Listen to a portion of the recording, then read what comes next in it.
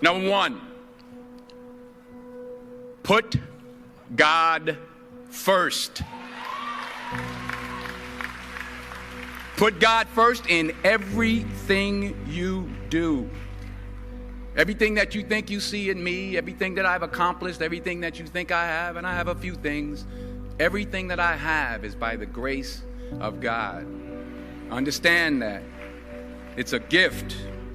40 years ago, March 27th, 1975, it was 40 years ago, just this past March, I was flunking out of college. I had a 1.7 grade point average. I hope none of you can relate. I had a 1.7 grade point average. I was sitting in my mother's beauty shop. They still call it beauty shops now? What they call it now? Yeah, I was sitting in the beauty parlor. I was sitting in my mother's beauty parlor, and I'm looking in the mirror, and I see behind me this woman under the dryer. And every time she looked up, every time I looked up, she was looking at me, just looking me in the eye.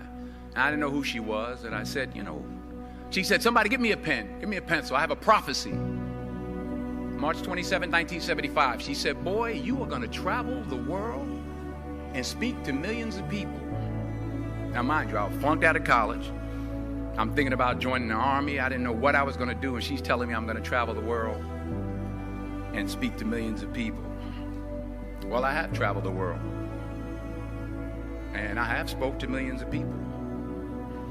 But that's not the most important thing, the success that I had. The most important thing is that what she taught me and what she told me that day has stayed with me since. I've been protected. I've been directed. I've been corrected. I've kept God in my life, and has kept me humble. I didn't always stick with him, but he always stuck with me. So stick with him in everything you do. If you think you want to do what you think I've done, then do what I've done and stick with God. Number two, fail big. That's right. Fail big. Today's the beginning of the rest of your life, and it can be very frightening. It's a new world out there. It's a mean world out there, and you only live once. So do what you feel passionate about. Take chances professionally. Don't be afraid to fail. There's an old IQ test, was 9 dots, and you had to draw 5 lines with a pencil within these 9 dots without lifting the pencil. The only way to do it was to go outside the box. So don't be afraid to go outside the box. Don't be afraid to think outside the box. Don't be afraid to fail big, to dream big. But remember, dreams without goals are just dreams, and they ultimately fuel disappointment. So have dreams, but have goals. Life goals, yearly goals, monthly goals, daily goals. I try to give myself a goal every day. Sometimes it's just to not curse somebody out. Simple goals, but have goals. And understand that to achieve these goals, you must apply discipline and consistency. In order to achieve your goals, you must apply discipline, which you have already done, and consistency every day, not just on Tuesday and miss a few days. You have to work at it every day. You have to plan every day. You've heard the saying, we don't plan to fail, we fail to plan. Hard work works. Working really hard is what successful people do. And in this text, tweet, twerk world that you've grown up in, remember, just because you're doing a lot more doesn't mean you're getting a lot more done. Remember that. Just because you're doing a lot more doesn't mean you're getting a lot more done. Don't confuse movement with progress. My mother told me, she said, yeah, because you can run in place all the time and never get anywhere. So continue to strive, continue to have goals, continue to progress. Number 3, you'll never see a U-Haul behind a hearse. I'll say it again. You'll never see a U-Haul behind a hearse. I don't care how much money you make, you can't take it with you. The Egyptians tried it. They got robbed.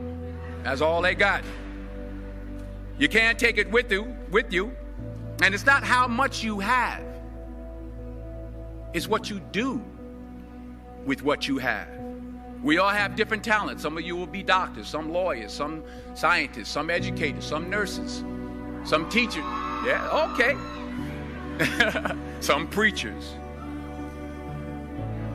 The most selfish thing you can do in this world is help someone else. Why is it selfish? Because the gratification, the goodness that comes to you, the good feeling that I get from helping others, nothing's better than that.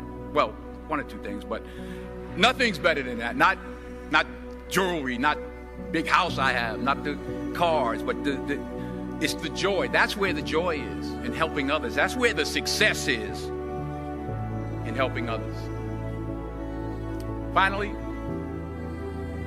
I pray that you put your slippers way under the bed tonight, so that when you wake up in the morning, you have to get on your knees to reach them.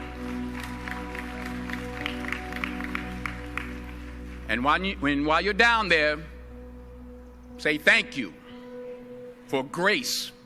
Thank you for mercy. Thank you for understanding. Thank you for wisdom. Thank you for parents. Thank you for love. Thank you for kindness. Thank you for humility. Thank you for peace. Thank you for prosperity. Say thank you in advance for what's already yours. It's how I live my life. That's why I am. One of the reasons why I am today.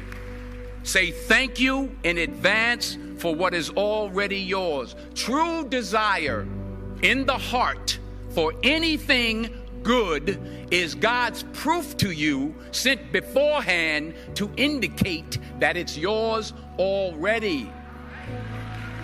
I'll say it again. True desire in the heart, that itch that you have, whatever it is you want to do, that thing that you want to do to help others and to grow and to make money, that desire, that itch, that's God's proof to you, sent beforehand already to indicate that it's yours.